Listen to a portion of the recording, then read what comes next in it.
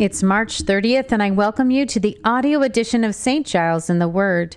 We will read John 15 and Hosea 10 from the New International Translation today, beginning in the New Testament. I am the true vine, and my Father is the gardener. He cuts off every branch in me that bears no fruit, while every branch that does bear fruit he prunes so that it will be even more fruitful. You are already clean because of the word I have spoken to you. Remain in me, as I also remain in you. No branch can bear fruit by itself. It must remain in the vine. Neither can you bear fruit unless you remain in me. I am the vine. You are the branches. If you remain in me and I in you, you will bear much fruit. Apart from me, you can do nothing. If you do not remain in me, you are like a branch that is thrown away and withers. Such branches are picked up and thrown into the fire and burned. If you remain in me and my words remain in you, ask whatever you wish and it will be done for you. This is to my Father's glory that you bear much fruit, showing yourselves to be my disciples. As the Father has loved me, so have I loved you. Now remain in my love. If you keep my commands, you will remain in my love, just as I have kept my Father's commands and remain in his love. I have told you this so that my joy may be in you, and that your joy may be complete. My command is this: love each other as I have loved you. Greater love has no one than this, to lay down one's life for one's friends. You are my friends if you do what I command. I no longer call you servants, because a servant does not know his master's business. Instead, I have called you friends, for everything I learned from my Father I have made known to you. You did not choose me, but I chose you and appointed you so that you might go and bear fruit, fruit that will last, and so that whatever you ask in my name the Father will give you. This is my command: love each other. If the world hates you, keep in mind that it hated me first.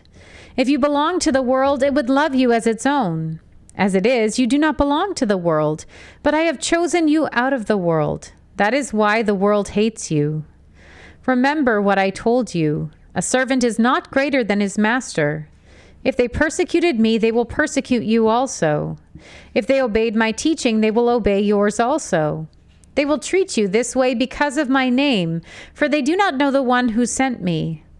If I had not come and spoken to them, they would not be guilty of sin, but now they have no excuse for their sin. Whoever hates me hates my Father as well. If I had not done among them the works no one else did, they would not be guilty of sin. As it is, they have seen, and yet they have hated both me and my Father. But this is to fulfill what is written in their law: they hated me without reason. When the Advocate comes, whom I will send to you from the Father, the Spirit of truth who goes out from the Father, he will testify about me. And you also must testify, for you have been with me from the beginning. We turn now to the book of Hosea. Israel was a spreading vine. He brought forth fruit from himself, and his fruit increased. He built more altars as his land prospered. He adorned his sacred stones. Their heart is deceitful, and now they must bear their guilt. The Lord will demolish their altars and destroy their sacred stones. Then they will say, "We have no king because we did not revere the Lord. But even if we had a king, what could he do for us?" They make many promises, take false oaths, and make agreements. Therefore lawsuits sprang up like poisonous weeds in a plowed field.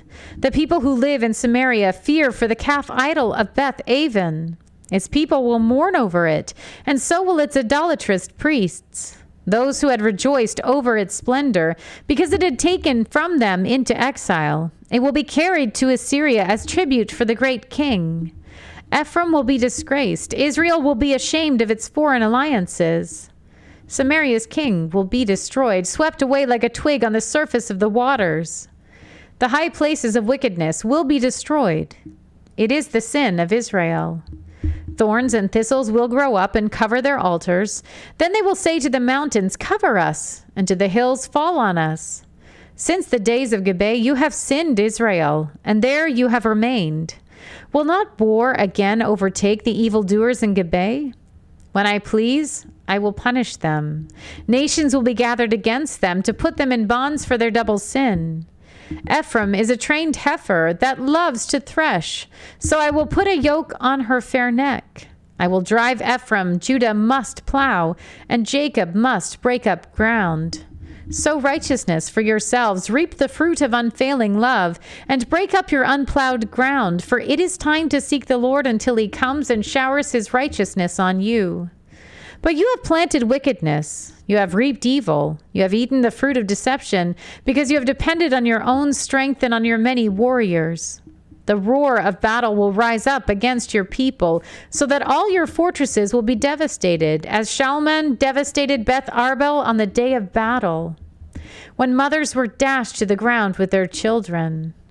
So will it happen to you, Bethel, because your wickedness is great. When that day dawns, the king of Israel will be completely destroyed. Here ends our reading for today.